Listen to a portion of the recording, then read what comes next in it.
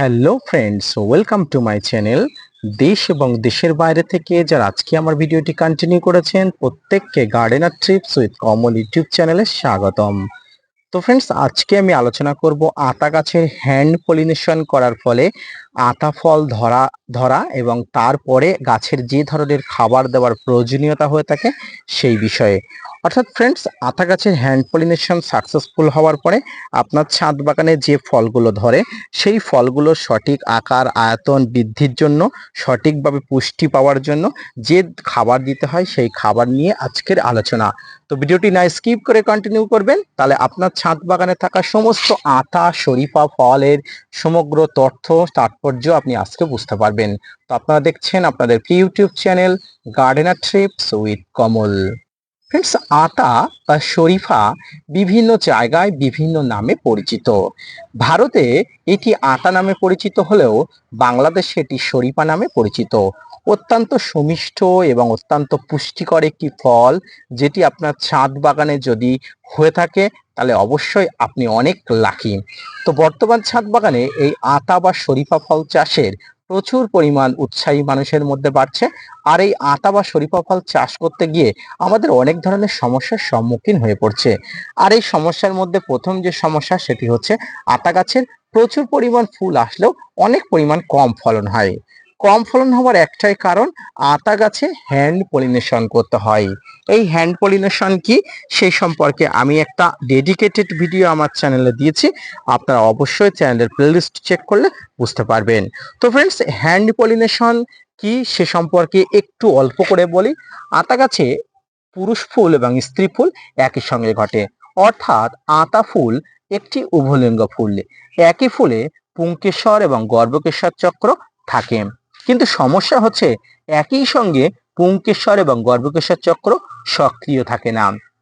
ফুল আধো ফোটা অবস্থায় গর্ভকেশর চক্রটি সক্রিয় থাকলেও ফুল পুরো প্রস্ফুটিত হয়ে গেলে পুংকেশর চক্রটি সক্রিয় হয়।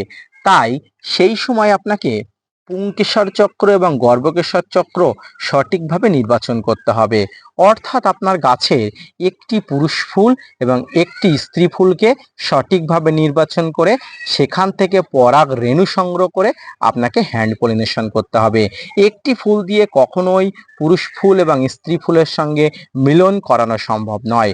অর্থাৎ আপনার কাছে একই স্টেজে পুরুষ ফুল এবং স্ত্রী ফুল থাকতেই হবে। তো ফ্রেন্ডস, আতা গাছের হ্যান্ড পলিনেশন করার পরে আপনারা দেখবেন এই ধরনের ফলগুলো আপনার গাছে ধরবে। আপনারা যেটি দেখতে পাচ্ছেন সেটি অবশ্যই আতা গাছ থেকে হ্যান্ড পলিনেশন করার পর থেকে ধরা একটি ফল। এখানে পাশাপাশি এখানে আরেকটি ফল দেখতে পাচ্ছেন আপনারা অবশ্যই। পাশাপাশি এই ভিতরের দিকে আরো কয়েকটি ফল আছে। এইরকম ভাবে ছোট্ট আতা গাছটি 4 থেকে 5টি ফল এসছে। ফ্রেন্ডস, গাছটির বয়স মাত্র 1.5 বছর। এই 1.5 বছর বয়সে একটি আতা ফল গাছে যদি 4 থেকে 5টি ফল আসে সেটি হিউজ ফল হিসেবে গণ্য করা হয়। আপনার ছাদ বাগানের আতা গাছগুলোকে সঠিকভাবে বৃদ্ধি করে তোলার ফলে প্রচুর পরিমাণ হ্যান্ড পলিনেশন করলে আপনি প্রচুর পরিমাণ ফল পেতে পাবেন। তো ফ্রেন্ডস, এবার আসি আপনার গাছে ফল আসলো, হ্যান্ড পলিনেশন করলেন, এবার হচ্ছে আপনার মেইন পরিচর্যা। মেইন পরিচর্যা বলতে প্রথম আপনাকে খেয়াল করতে হবে গাছের যে ফলগুলো, অর্থাৎ নতুন যে ফলগুলো ধরেছে ফলগুলো ফাঙ্গাস জনিত আক্রমণ, কোনো কীটপতঙ্গর আক্রমণ, পাশাপাশি গাছের সঠিক খাবার যাতে ঠিকঠাক থাকে সেদিকে আপনাকে অত্যন্ত প্রখর দৃষ্টিতে নজর রাখতে হবে। গাছে যখন ফল ধরে যায় সেই সময় গাছে প্রচুর পরিমাণ খাবারের দরকার হয়। কেমন ধরনের খাবারের দরকার হয়? যে খাবার থেকে গাছ ম্যাক্রো মাইক্রো সমস্ত ধরনের নিউট্রিয়েন্ট গাছ পায়। পাশাপাশি গাছে বিভিন্ন ধরনের স্প্রে ফর্মে খাবার দিতে হয়। তো প্রথমে আসি মাটিতে খাবার দেওয়ার প্রয়োজন। ফ্রেন্ডস, মাটিতে খাবার দিতে হয় ভারী জৈব মিশ্র রাসায়নিক সার। অর্থাৎ জৈব মিশ্র রাসায়নিক সার কেন বললাম? এখানে শিংকুচি, হাড়গুঁড়ো, ভার্মি কম্পোস্ট, সঙ্গে এসওপি অর্থাৎ 0050, বোরন, সাব ফাঙ্গিসাইড, বিভিন্ন ধরনের খাবারকে একসঙ্গে মিক্স করে নিয়ে আপনাকে গাছে দিতে হবে। তাই আমি প্রথমেই বললাম জৈব মিশ্র রাসায়নিক সার। অর্থাৎ সেই খাবারটি যেমন জৈব খাবার থাকবে তেমনি রাসায়নিক খাবারের কিছু পরিমাণ থাকবে। তারপরে গাছের গোড়াতে খাবারটি অবশ্যই দিয়ে মাটিগুলো খুশিয়ে দিয়ে অবশ্যই দিয়ে দেবেন। এর পাশাপাশি তরল সার হিসাবে গাছের গোড়াতে সরিষার খোল পচানো জল, সবজি পচানো জল আপনারা প্রতি সপ্তাহে একবার করে দিতে পারেন। এ তো দিলেন গাছের গোড়াতে খাবার। এবারে আসি গাছের গোড়াতে স্প্রে ফার্মে। গাছের বিভিন্ন ধরনের কীট পতঙ্গর আক্রমণ ঘটে।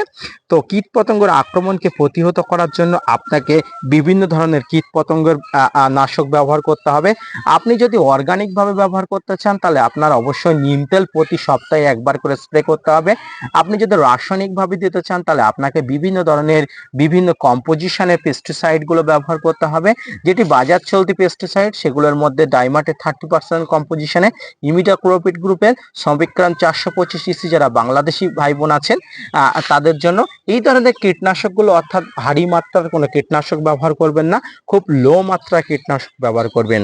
এরপরে গাছে ফাঙ্গাস এবং কীটপতঙ্গর আক্রমণের হাত থেকে রক্ষার জন্য আপনাকে কন্টাক্ট এবং সিস্টেমিক উভয় মিশ্রিত ফাঙ্গিসাইড ব্যবহার করতে হবে। অর্থাৎ যে ফাঙ্গিসাইডের মধ্যে কন্টাক্ট ফাঙ্গিসাইড এবং যে ফাঙ্গিসাইডগুলো বেশি থাকে, অর্থাৎ যে কার্যকারিতা বেশি থাকে, সেই ফাঙ্গিসাইডগুলো ব্যবহার করবেন।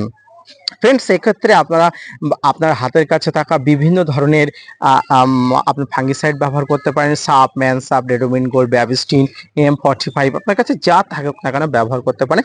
তবে আমি আপনাদের বলবো এই সময় ভারী মানের কোনো ফাঙ্গিসাইড ব্যবহার করা উচিত নয়। এক্ষেত্রে আমি যে ফাঙ্গিসাইড ব্যবহার করি আপনাদের সঙ্গে অবশ্যই শেয়ার করি, সেটি হচ্ছে স্প্রিং, সাপ, এর মধ্যে আছে M45 এবং এর মধ্যে যেটা আছে সেটা হচ্ছে আপনারা ব্যাবিস্টিন। তো ফ্রেন্ডস, যে কোনো একটি আপনারা ব্যবহার করতে পারেন। যে কোনো একটি ফাঙ্গিসাইড আপনারা ব্যবহার করলে আপনার গাছগুলো সুস্থ থাকবে। পাশাপাশি আপনারা একটি সপ্তাহে যে ফাঙ্গিসাইড ব্যবহার করবেন, অপর সপ্তাহে আপনারা ঘুরিয়ে ফিরিয়ে ফাঙ্গিসাইডগুলো ইউজ করবেন। তাহলে কিন্তু গাছের ফাঙ্গাসগুলো দ্রুত এই ফাঙ্গিসাইডগুলো অ্যাবজর্ব করে নিতে পারে না এবং ফাঙ্গাস দ্রুত আপনার গাছ থেকে দূর হয়ে যায়। তো ফ্রেন্ডস, আজকের এই ভিডিওটি, অর্থাৎ আতা গাছের এই ফল আসার পরে এই ধরনের পরিচর্যা যদি আপনারা করতে থাকেন তাহলে অবশ্যই এই ধরনের ফল থেকে প্রচুর পরিমাণ ফল পুষ্ট হওয়ার সম্ভাবনা থাকে, পাশাপাশি ফলগুলো দ্রুত বৃদ্ধি পাবে। তো আজকের ভিডিওটি কেমন লাগলো অবশ্যই লাইক, কমেন্ট, শেয়ার এবং সাবস্ক্রাইব করবেন।